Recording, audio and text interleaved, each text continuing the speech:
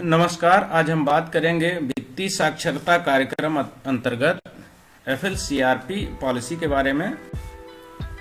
स्वयं सहायता समूह में एफएलसीआरपी की जरूरत क्यों पड़ती है, उसके बारे में पूरा डिटेल में हम चर्चा करेंगे। और आप देख सकते हैं ये सामने वित्तीय साक्षरता कार्यक्रम एफएलसीआरपी की पॉलिसी दी गई है।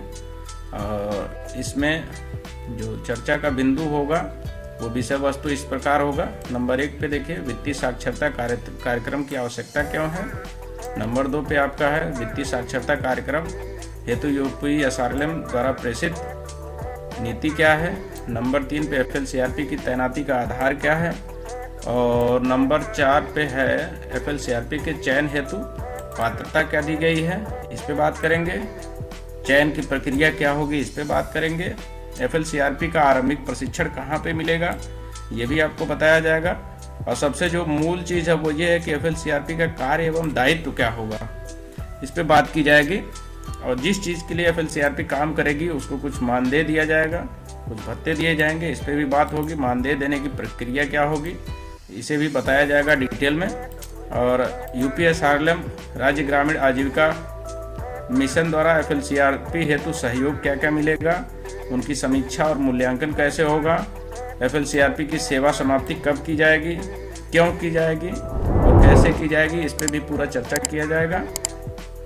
आप लोग एफएलसीआरपी की पॉलिसी, अगर आप चैनल से हमारे अभी तक जुड़े नहीं हैं तो तुरंत इसे सब्सक्राइब कर लीजिए और जुड़ जाइए, ताकि आगे भी समूह से संबंधित जो भी जानकारियां हैं वो आपको इसी चैनल के माध्यम से समय समय पर मिलती रहेंगी। या जिस टॉपिक पे आपको लगता है कि हमें इसके बारे में कम जानकारी है और उसके बारे में वीडियो आप चाहते हैं कि हम बनाएं, तो वो टॉपिक भी हमें कमेंट बॉक्स में दे दीजिए, ताकि हम आपको उस टॉपिक से संबंधित वीडियो बना के आपको प्रेषित कर सकें, ताकि आपका कॉन्सेप्ट क्लियर हो सके।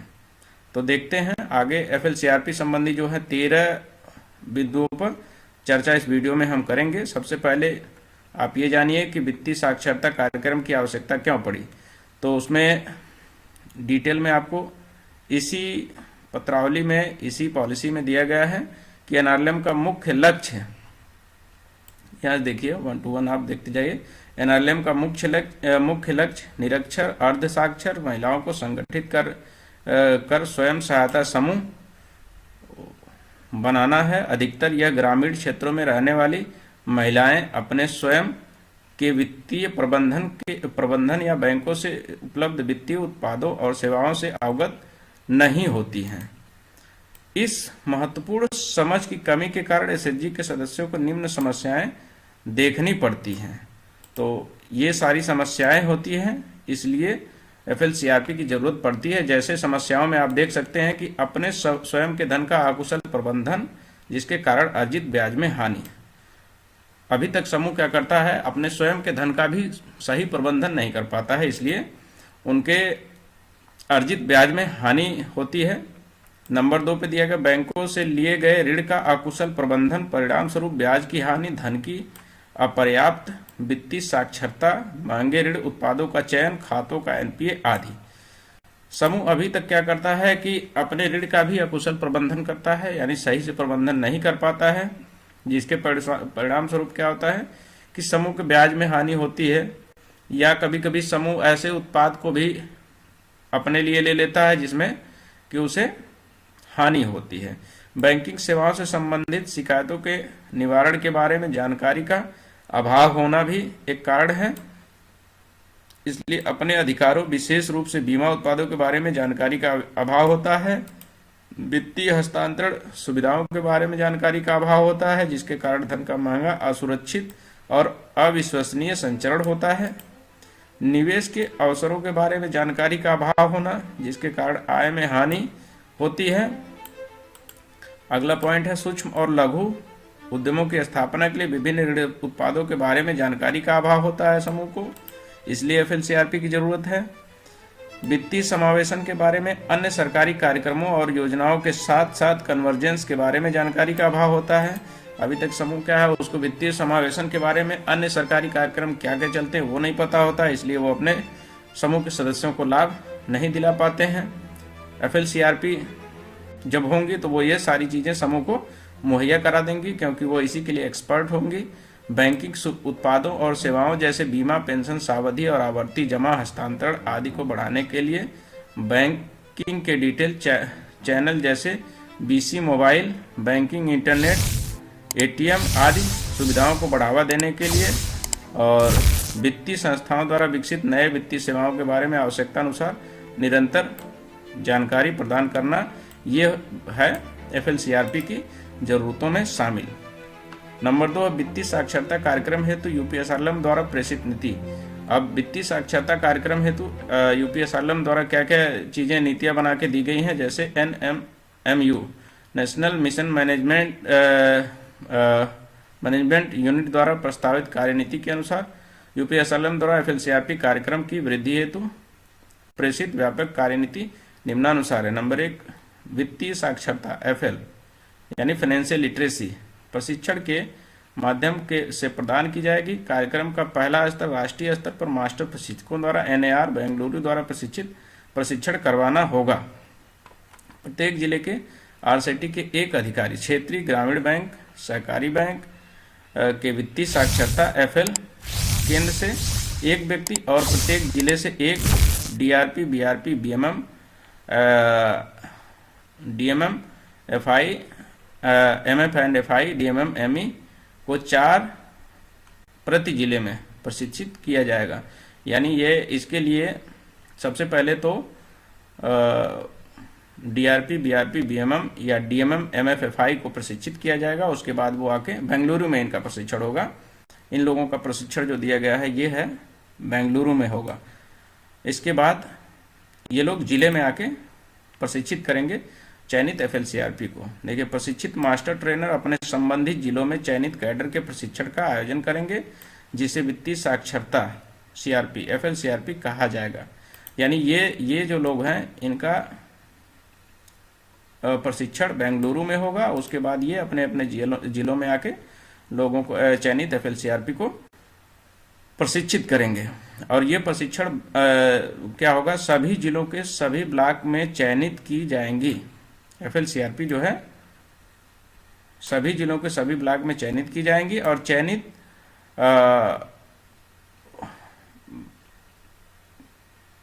बीसी एफएलसीआरपी का आरसेटी वित्तीय साक्षरता केंद्र एफएलसीसी में 6 दिवसीय आवासीय प्रशिक्षण होगा। यानी जो एफएलसीआरपी ब्लॉकों से चयनित हो जाएंगी उनकी ट्रेनिंग आरसेटी या RUDSETI या एफएलसीसी केंद्र में 6 दिन की ट्रेनिंग होगी उनके कार्य संबंधी।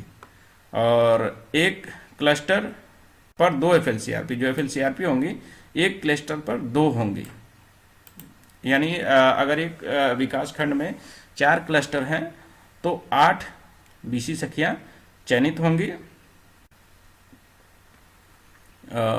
इसके बाद क्या है, इनको सक्षम ऐप के बारे में बताया जाएगा। एफएलसीआरपी की तैनाती का आधार क्या है कि एफएलसीआरपी, ये आप देख सकते हैं नंबर 3 पॉइंट पे, एफएलसीआरपी की तैनाती का आधार इसमें दिया गया। एफएलसीआरपी का चयन सभी जिलों के सभी ब्लॉकों में किया जाएगा।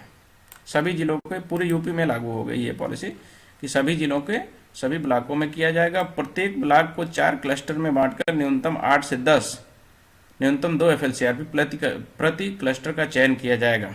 सक्षम गाइडलाइन के आधार पर एफएलसीआरपी की संख्या प्रति ब्लॉक 8 से 10 होगी। यानी एक ब्लॉक में, ये बहुत कम पद है, एक ब्लॉक में 8 से 10 एफएलसीआरपी ही चयनित होंगे। मिनिमम 8 होंगी और जरूरत पड़ती है तो 2 बढ़ाई जा सकती हैं या 10 रखी जा सकती हैं। इसके बाद इनकी पात्रता क्या होगी, एफएलसीआरपी के चयन हेतु चयन प्रक्रिया हेतु पात्रता मानदंड निम्नानुसार हैं। आप ये देख सकते हैं, यहाँ से लेकर के ये सब पात्रता में है कि एफएलसीआरपी का कार्य करने हेतु आवेदिका को समूह का सदस्य होना अनिवार्य है। चयन हेतु आवेदिका का समूह की न्यूनतम 12 बैठकों में आवेदिका द्वारा समूह की न्यूनतम 12 बैठकों में उपस्थिति दर्ज होना अनिवार्य है। वह समूह जिससे आरएफ की धनराशि, यानी उसी समूह से एफएलसीआरपी रखी जाएगी जिसके समूह को आरएफ की धनराशि मिल चुकी हो। और एफएलसीआरपी का कम से कम 10वीं पास होना बहुत जरूरी है, नहीं तो उनका कोई भी आवेदन स्वीकार नहीं होगा एफएलसीआरपी से संबंधी। और उम्र के मामले में 21 से 45 वर्ष के बीच होनी चाहिए। जो एफएलसीआरपी के लिए आवेदन देना चाहती हैं उनकी उम्र 21 साल से कम नहीं होनी चाहिए और 45 साल से अधिक नहीं होनी चाहिए। और आवेदिका के समूह ए ग्रेड का होना चाहिए। ऐसा नहीं कि समूह खाली बन गया और निष्क्रिय समूह उस समूह से कोई आवेदन दे दे, नहीं। जो अपना समूह नहीं चला पा रहे हैं वो एफएलसीआरपी के लिए आवेदन कैसे कर पाएंगे? ठीक है। पूर्व में कार्य कर रहे कम्युनिटी समूह पदाधिकारी को एफएलसीआरपी के रूप में प्राथमिकता दी जाएगी। अगर कोई कैडर ऐसा है कि जो समूह संबंधी ट्रेनिंग भी देता है समूहों को, तो उसको बहुत ठीक ठाक ज्ञान होगा समूह संबंधी, तो इसलिए उनको थोड़ा सा प्राथमिकता दी जा सकती है। सबसे मूल बात जो है कि एफएलसीआरपी का कार्य माह में मात्र 9 दिवस का रहेगा।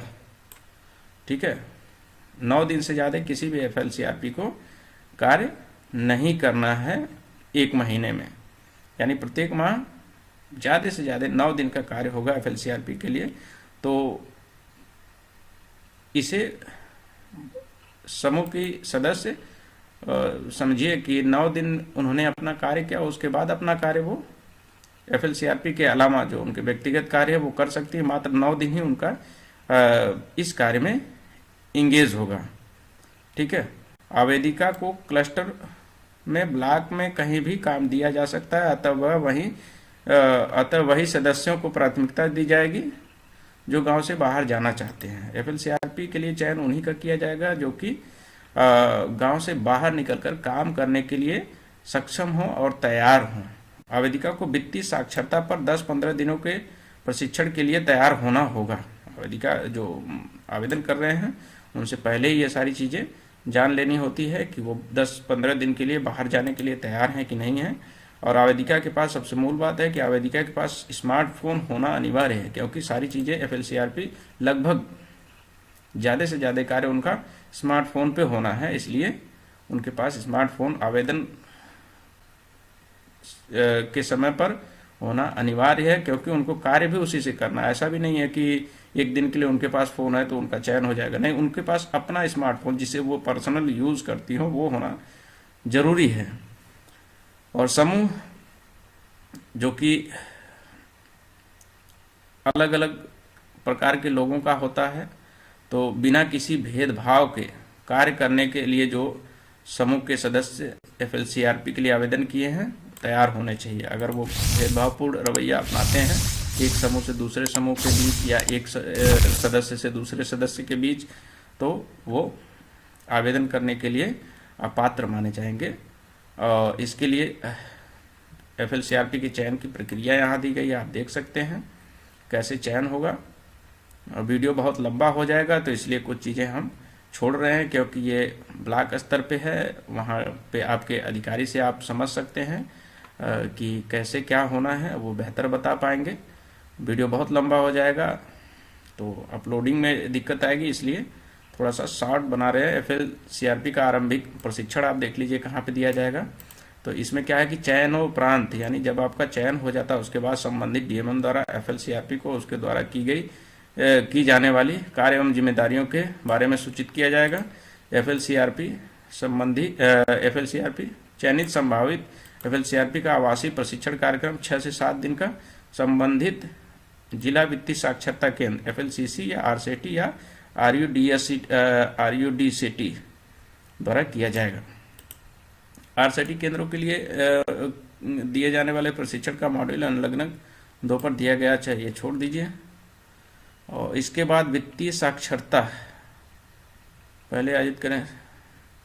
हाँ, एफएलसीआरपी पे जो प्रशिक्षण होगा वो 1 महीने पहले आरसीटी, ये ऑफिस का काम है। आप अपने एफएलसीआरपी के कार्यदायित्व तो समझिए कि एफएलसीआरपी के कार्यदायित्व क्या होंगे। इसमें क्या है कि यूपीएसआरएल द्वारा निर्धारित प्रक्रिया द्वारा समुदाय आधारित संगठनों सीबीओ के वित्तीय साक्षरता पर प्रशिक्षण हेतु निर्धारित मॉड्यूल एवं अनुसूची के अनुरूप 3 सत्रों में एसएचजी सदस्यों को विस्तृत प्रशिक्षण प्रदान करेगी। एफएलसीआरपी जो है ये समूहों को प्रशिक्षण प्रदान करेंगी। किससे संबंधित वो नीचे देखते हैं।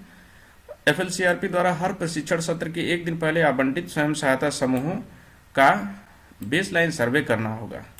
आप अगर FLCRP के लिए चयनित हो गए हैं तो आपको एक दिन पहले ही आपको जितने भी आवंटित समूह हैं उनको प्रशिक्षित करने से एक दिन पहले उनका बेसलाइन सर्वे करना होगा। सर्वे सक्षम ऐप में दर्ज करेंगी। सर्वे के पश्चात ही FLCRP समूह सदस्यों को वित्तीय साक्षरता पर प्रशिक्षण दे सकती हैं। यानी जब बेसलाइन सर्वे हो रहा है तभी आप वित्तीय सहायता पर प्रशिक्षण भी उनके समूह को दे सकती हैं जिस समूह का आप बेसलाइन सर्वे कर रही हैं। और ये प्रशिक्षण किस प्रकार के होंगे? देखिए, ये प्रशिक्षण 3 प्रकार के होंगे।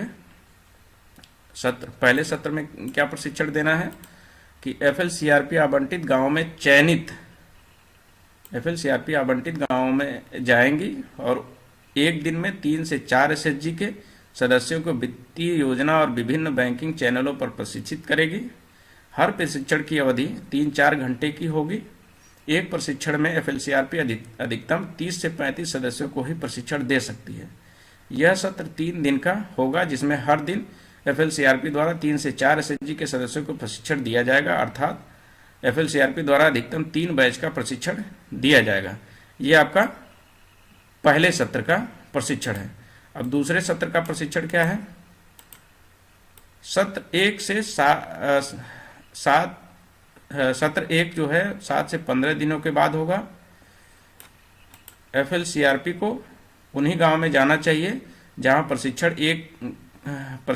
सत्र 1 का प्रशिक्षण दिया गया है। ठीक है। इस सत्र में FLCRP द्वारा बचत और क्रेडिट सुविधाओं पर समूह सदस्यों को प्रशिक्षण दिया जाएगा।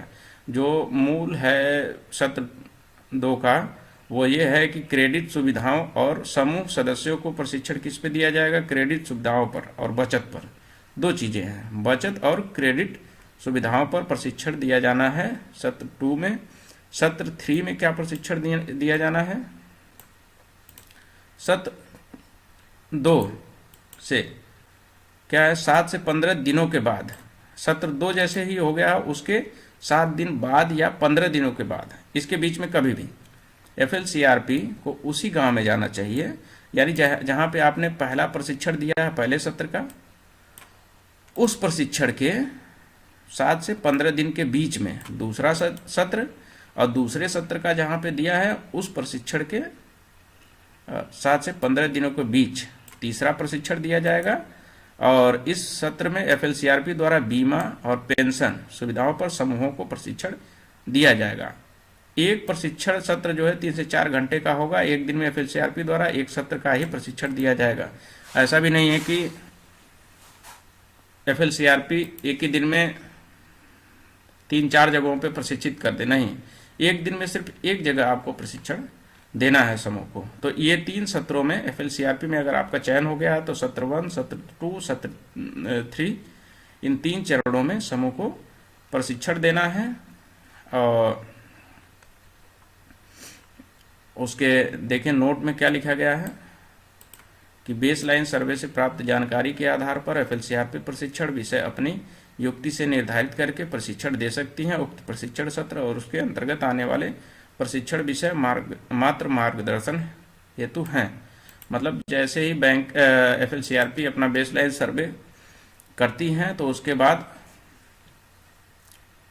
समूहों का प्रशिक्षण का शेड्यूल जो होगा कैसे होगा वो खुद तय कर सकती हैं, क्योंकि बेसलाइन सर्वे उन्होंने कर लिया है, क्या उचित होगा ये FLCRP ज़्यादा अच्छी तरह से जानेंगी।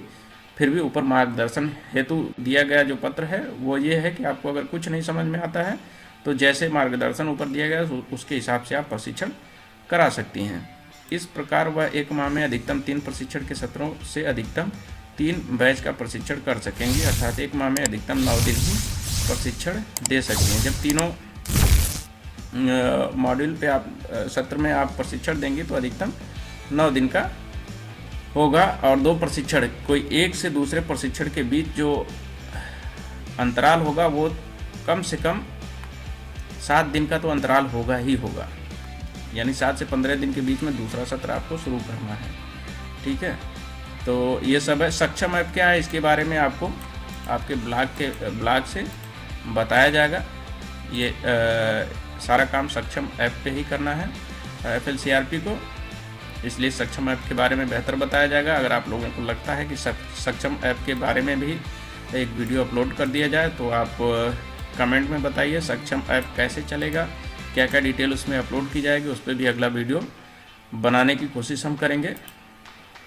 देखिए FLCRP जो है financial literacy community resource person होती हैं, तो इसलिए इनको PMJDY यानी प्रधानमंत्री जनधन योजना, PMSBY प्रधानमंत्री सुरक्षा बीमा योजना, PMJJBY यानी प्रधानमंत्री जीवन ज्योति बीमा योजना, APY अटल पेंशन योजना के बारे में भी जानकारी रखनी होगी। नई पेंशन स्वावलंबन योजना, आधार सीडिंग प्रक्रिया आदि के बारे में व्यक्तिगत बचत खाता खोलने की सुविधा के बारे भी प्रदान करेंगे। और मिशन कर्मचारी BMM IPRP ग्राम स्तरीय वित्तीय साक्षरता प्रशिक्षण शुरू होने से एक सप्ताह पहले बचत खाता का आवेदन फॉर्म, PMSBY PMJJBY के आवेदन फॉर्म संबंधी FLCRP को प्रदान करेंगे। यानी प्रशिक्षण शुरू होने से पहले आप अपने IPRP अपने BMM से संपर्क करके इनसे संबंधित फॉर्म ले सकती हैं। और उसके बाद सभी प्रशिक्षण सत्रों की समाप्ति से पूर्व सभी SHG सदस्य जिनका बैंकों में व्यक्तिगत खाता नहीं है उन्हें तैयार करना होगा और संबंधित बैंक शाखा में खाता खोलने के दस्तावेज जमा करने चाहिए। सभी सदस्य जो अभी भी PMSBY PMJJBY बीमा योजना के तहत कवर नहीं होंगे उन्हें कवर किया जाना चाहिए। यानी ये प्रशिक्षण जो होगा, प्रशिक्षण के दौरान ही जिन सदस्यों का समूह के जिन सदस्यों का व्यक्तिगत खाता नहीं खुला है उनका खाता खुलवाना होगा, सारे दस्तावेज तैयार करने होंगे। और PMSBY अगर किसी का नहीं हुआ है तो वो भी करवाने के लिए उन्हें प्रेरित करना होगा और करवाना होगा। PMJJBY भी करवाना होगा, यानी प्रधानमंत्री जीवन ज्योति बीमा योजना। इसके बारे में भी आपको अलग से वीडियो बना करके इसी चैनल पे अपलोड करने की कोशिश मैं करूंगा, ताकि आपको आसानी से समझ में आए कि प्रधानमंत्री सुरक्षा बीमा योजना के क्या लाभ हैं और प्रधानमंत्री जीवन बीमा योजना के क्या लाभ हैं और ये दोनों बीमा करवाना जरूरी क्यों है। ठीक है, अगला पॉइंट हम देखते हैं 7.10 का। SHG सदस्यों के प्रशिक्षण के लिए राष्ट्रीय मिशन प्रबंधन इकाई NMMU द्वारा प्रदान किए गए नमूना प्रशिक्षण मॉड्यूल अनुलग्नक 3 पर संलग्न किया। अच्छा, ये अनुलग्नक इसी में दिया गया है, उसके बारे में बताया गया है। सबसे मूल है कि आप FLCRP को क्या मिलेगा मानदेय या भत्ते के रूप में, उसको जान लीजिए कि FLCRP को ये है, FLCRP का मानदेय भत्ते इत्यादि क्या है वो दिया गया है। तो इसका विवरण है नंबर क्रम संख्या 1 पे। FLCRP मानदेय प्रतिदिन क्या होगा, प्रतिदिन होगा 435 रुपये। जो FLCRP का मानदेय है वो 435 रुपये प्रतिदिन के हिसाब से मिलेगा और अधिकतम एक माह में 9 दिन का ये भत्ता मिलेगा, जो आपका टोटल होता है 3,915 रुपये। मोबाइल भत्ता जो है प्रतिमाह मिलेगा, ये भी अगर आप FLCRP के लिए चयनित होती हैं तो आपको मोबाइल भत्ता मिलेगा, वो है 500 रुपये तक अधिकतम। आप प्रशिक्षण हेतु यात्रा भत्ता प्रतिदिन प्रशिक्षण हेतु यात्रा भत्ता आपको मिलेगा, वो है 100 रुपये प्रतिदिन के हिसाब से। 9 दिन अधिकतम प्रशिक्षण ही देना है तो 900 रुपये ये मिलेगा। उसके बाद बाहरी यात्रा भत्ता, यदि कहीं आपकी ड्यूटी बाहर लगाई जाती है तो वास्तविक खर्च 1,000 रुपये प्रति माह की अधिकतम सीमा के साथ आपको आप इसके लिए एलिजिबल होंगी। ठीक है, तो आपका हमने कवर कर दिया है कि कार्य एवं दायित्व क्या है, मानदेय और भत्ते क्या है, चयन की प्रक्रिया क्या है, ये सारी चीज़ें आपको हमने कवर कर दी है। FLCRP पॉलिसी में FLCRP का मानदेय प्रदान करने की प्रक्रिया भी यहाँ दी गई है। ये बेहतर, ये समय समय पे बदलती रहती है। जो भी होगा आपके ब्लॉक स्तर से ब्लॉक मिशन मैनेजर इसके बारे में बेहतर बता पाएंगे कि करंट में उनके यहाँ भुगतान की प्रक्रिया की पॉलिसी क्या है। ठीक है, और FLCRP के लिए UPSRLM से सहयोग क्या मिलेगा वो भी बिल्कुल इस पॉलिसी में लिखा हुआ है। यह पॉलिसी आप अपने ब्लॉक स्तर से प्राप्त कर सकते हैं या गूगल पे जाके इसे डाउनलोड भी कर सकते हैं। इसके बाद आपको जो सबसे ज़रूरी चीज़ है कि FLCRP कि कार्य और दायित्व दोनों फिक्स किए गए हैं, उनका निर्वहन समय पर नहीं कर आपके द्वारा अगर किया जाता है तो एफएलसीआरपी की सेवा समाप्ति की पॉलिसी भी यहाँ बिल्कुल साफ साफ दी गई है। इसे आप लोग पढ़ सकते हैं, समझ सकते हैं। ना समझ में आए तो इसके लिए भी हम कोशिश करें कि आपको वीडियो के माध्यम से समझा देंगे। एफएलसीआरपी है तो सामान्य सिद्धांत देखिए क्या है, ये जरूरी है। एफएलसीआरपी स्वयं सहायता समूह के सदस्यों के साथ किसी प्रकार का नगद लेन देन नहीं करेगी। ये सामान्य सिद्धांत भी है और सावधानी भी है। समझिए कि एफएलसीआरपी अगर आप चयनित हो गई हैं तो आप समूह में नगद लेन देन किसी प्रकार का स्वीकार नहीं करेंगी। वो समूह का कार्य है, समूह अपना कर लेगा, आपको सिर्फ उनको गाइड करना है।